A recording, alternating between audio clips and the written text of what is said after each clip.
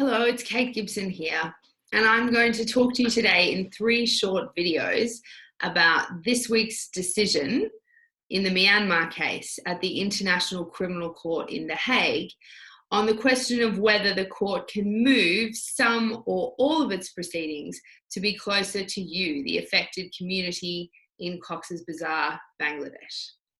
So as you know, in August of this year, we filed a request with the judges who are in charge of the Myanmar case, asking them to look into this question of whether or not it's possible for the court to move some of the proceedings or all of the proceedings to be closer to the Rohingya community.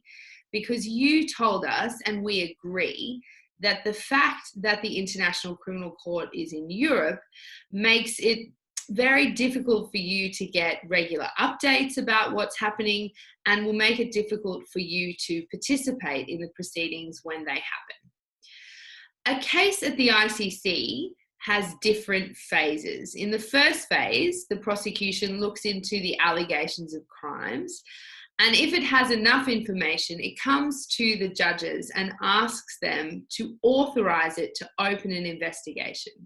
In the Myanmar case, the judges said yes, and that's where we are now. The prosecution is investigating the case and collecting evidence and potentially building cases against particular individuals.